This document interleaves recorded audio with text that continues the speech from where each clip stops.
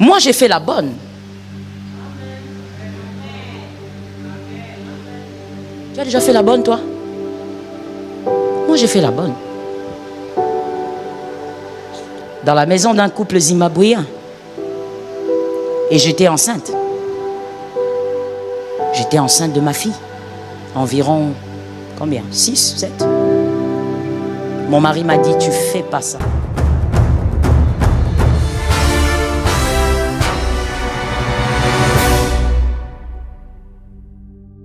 Dans la vie de tout fils de Dieu, il y a une saison inévitable. Une saison qui a la capacité de vous détruire mentalement, de vous détruire spirituellement et même de détruire votre vie communautaire. Mais cette saison est obligatoire dans la vie de tout fils de Dieu. Que quelqu'un me dise obligatoire. Cette période a été appelée par Job les moments des obscurités. À une certaine époque, à l'église, quand je suis revenu avec mon mari, ici, à Kinshasa, au Congo, j'allais à l'église avec une seule robe, pendant 2 mois. Avec une seule robe, chaque dimanche.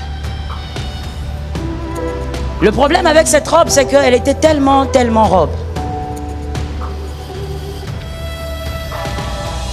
C'est-à-dire quoi? C'est-à-dire que il est difficile que tu voies cette robe et l'oublier. Et donc, il est difficile que tu ne te rappelles pas que c'est la robe que j'avais portée. Je venais avec.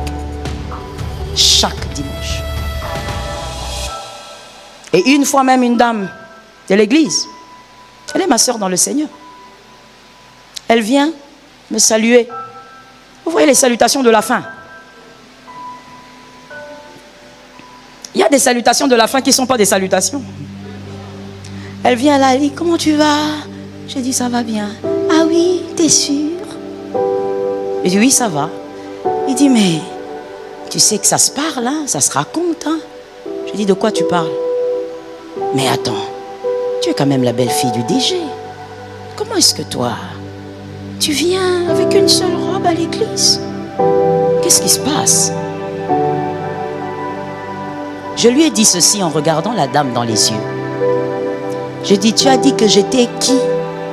Il dit, tu es la belle-fille du DG. J'ai dit, oui, tu as bien parlé.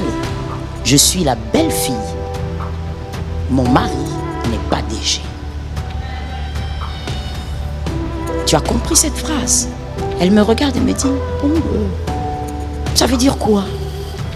Je dis, ça veut tout simplement dire que je porterai ce que tu souhaites là, quand Dieu bénira mon mari ou quand Dieu me bénira. Et après ce dimanche, l'autre dimanche, je suis venu avec ma robe.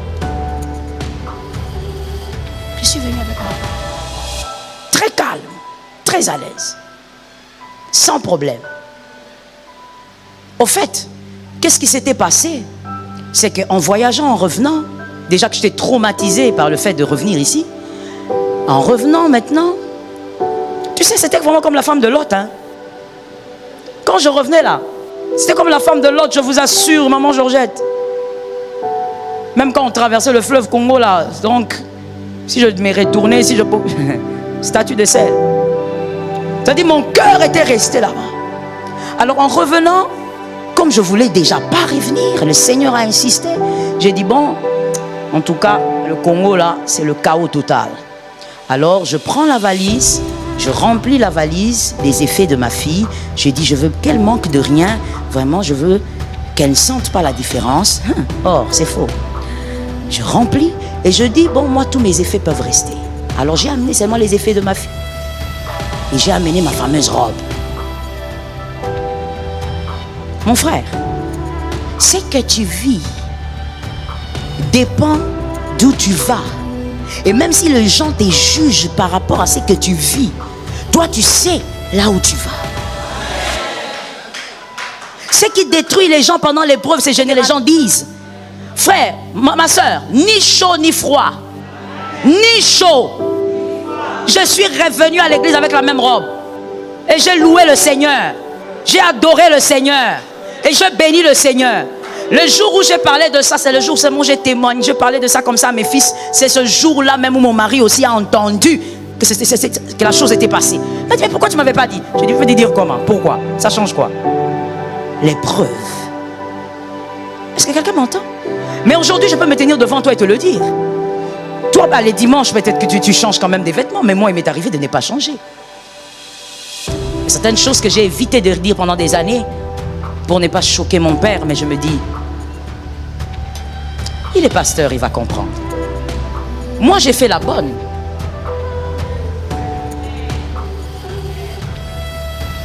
Tu as déjà fait la bonne, toi? Moi, j'ai fait la bonne. Dans la maison d'un couple zimbabwéen. Et j'étais enceinte. Je ne dis pas la nounou. Je torchonnais. Je balayais. Je préparais. J'étais enceinte de ma fille. Environ, combien? 6, 7. Mon mari m'a dit, tu fais pas ça. Je lui ai dit, je veux le faire. Parce que maintenant, là, il faut que je le fasse. Mon mari était étudiant. Il m'a dit, jamais. Est-ce que tu imagines si ta famille apprend? J'ai dit, je veux le faire. Le jour où il m'accompagnait à contre-cœur, pour ça, on monte dans le métro. Lui, il est derrière, fâché, moi devant. Lui derrière, fâché, moi devant, triste. Jusqu'à ce qu'on est arrivé, on entre.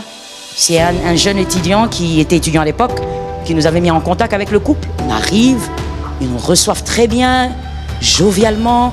On se met, on parle, on discute. Et quand on discutait maintenant sur le salaire, mon mari ne parlait même pas. Il avait une tête que je n'ai plus revue jusqu'aujourd'hui. Il ne parlait pas. Et moi, je discutais, je dis oui, moi, je veux être payé autant parce que si on tient compte du métro et tout ça, voilà, les dépenses que je veux faire. Et puis, j'ai dit ok. On s'est mis d'accord. Et finalement, ils étaient tellement gentils, le couple. Ils ont senti que mon mari était vraiment presque détruit en lui-même. Et en sortant de là, je lui ai dit, hey, tout va bien. C'est une période de la vie. C'est une saison de la vie. Mais ça ne résume pas tout. C'est une vie. Est-ce que quelqu'un m'entend? On est sorti de là. Et quand j'ai commencé le travail. J'y allais le matin avec mon ventre comme ça qui pointait. Tu sais, Primipare, comment elle est? Primipare. Il y a des gens qui ne connaissent pas ça que c'est. En plus, c'est célibataire. Ils ne comprennent même pas le mot Primipare. Le premier bébé. Pointu là. Je pars. Je travaille.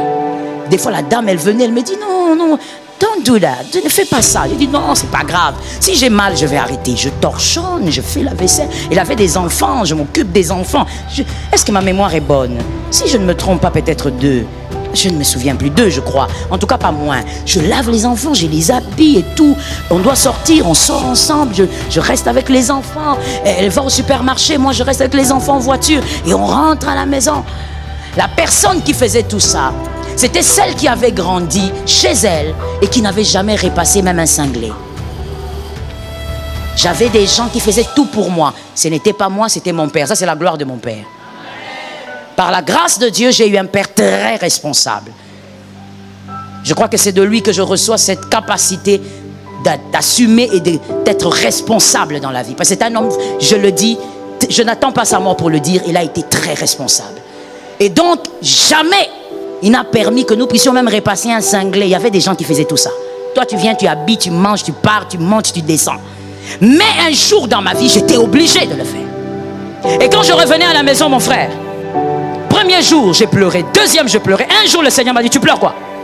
Tu arrêtes de pleurer. Ce que tu es en train de faire a déjà été prévu. Et la suite a aussi été prévue. Oh, j'ai reçu cette phrase-là. Et j'ai commencé à travailler dans la paix. Mon frère, je continue à te raconter cette histoire, écoute-moi bien. Je continue à travailler, tout allait bien. Et mon mari, de temps en temps, il était un peu consolé, surtout quand je venais, je lui racontais comment on était bien là-bas et tout ça. Ça consolait un peu, mais son cœur était toujours blessé. Et à un moment donné, la dame qui me dit, ah, tu sais, maintenant là, tu as pratiquement 8 mois et demi. Il ne faut pas que tu continues comme ça. Parce que j'ai travaillé jusqu'à ce moment-là, 8 mois comme ça. Elle dit, tu ne dois plus continuer. Ça devient trop lourd. Et puis, il y a des choses que tu ne peux plus faire. J'ai dit, bon, d'accord.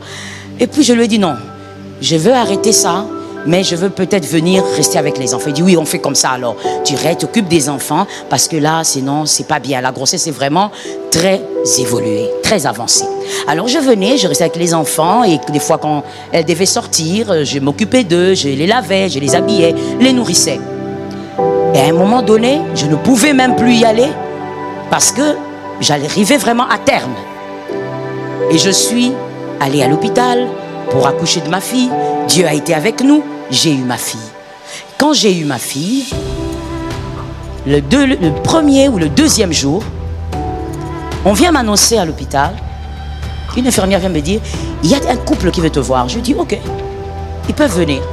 Et quand je vois c'est le couple, je suis heureuse de les voir. J'ai dit, oh gloire à Dieu, on s'embrasse. Parce qu'ils étaient de couples chrétiens, ils étaient adventistes. On a prié ensemble et ils ont béni le Seigneur, ils étaient contents pour moi. Et ils m'ont dit, bah Joël, on t'a amené un peu d'eau. J'ai dit, ah merci, surtout en ce moment j'ai besoin d'eau, il faut que je boive beaucoup. Frère, c'était pas de l'eau. Des cartons sont entrés d'eau, de jus, les vêtements de ma fille. Des histoires dont je n'avais pas besoin sont entrées. J'ai dit, mais ça va, on va mettre tout ça où? Ça va prendre la place de la chambre. Elle me dit, ah, ça va prendre la place. D'accord, on va s'arranger, on va amener ça à la maison. Ils ont amené à la maison. Le jour de ma sortie, ils sont venus. L'homme est venu. Il me dit, mais il y a déjà une voiture. Je dis, oui, les frères de l'église sont venus. Bon, on va alors à la maison. On est allé à la maison. J'ai trouvé la chambre. Ils avaient arrangé la chambre. Ils ont mis des fleurs. Toi, tu... Zambasonga. Frère. Ils ont mis des fleurs. Ils ont arrangé. J'étais là, j'étais presque en larmes. J'ai dit, mais qu'est-ce qui se passe ici? Et les autres sont venus. Les dames de l'église magnifique, de l'église réformée de Tunis sont venues. Elles ont dit, on va préparer pendant une semaine, matin, midi, soir. Et c'est réglé comme une horloge suisse. C'est pas comme quand toi tu me dis, je viens à 12h, tu viens à 16h. Ils viennent matin, midi, soir. Ça manquait pas. Ça commençait même à déborder dans le frigo parce qu'on mangeait pas tout. Le couple là était là. Ils ont soutenu. Nous sommes revenus au Congo. Ce couple a continué à envoyer des vêtements à Gabriel. Jusqu'à ses 4-5 ans. Il est le Dieu qui permet l'épreuve et il refuse que tu sortes de là blessé. J'en parle parce que je n'en ai pas honte. Pourquoi? Parce que je ne suis pas blessé. Parce que je considère que cette histoire est la belle histoire qui fait partie de ma vie. Est-ce que quelqu'un m'entend? Je considère que c'est l'histoire de ma destinée. Que ça m'a fortifié, ça m'a solidifié. Et ça m'a permis de comprendre que quand quelqu'un dit qu'il souffre, il souffre. Quand quelqu'un dit je n'en ai pas, il peut vraiment ne rien avoir. Est-ce que quelqu'un m'entend? Mais tu dois refuser d'être détruit. Ne sois pas détruit en sortant de là. Et ne pense pas au passé. Frère, quand je travaillais là-bas, je ne pensais pas, oh mon père, là où il est, là comme je grandis. Oui, c'est comme je te dis, c'est la gloire de mon père. C'est la gloire de mon père. Là, j'étais en train de vivre ma vie. Et cette vie a créé une suite. Je dis, ton épreuve va créer une suite. Refuse donc d'être détruit pendant l'épreuve. Dis à ton frère, je ne serai pas détruit. Oh, il faut le dire, le diable est en train de t'observer. Dis à ton frère, moi je ne serai pas détruit.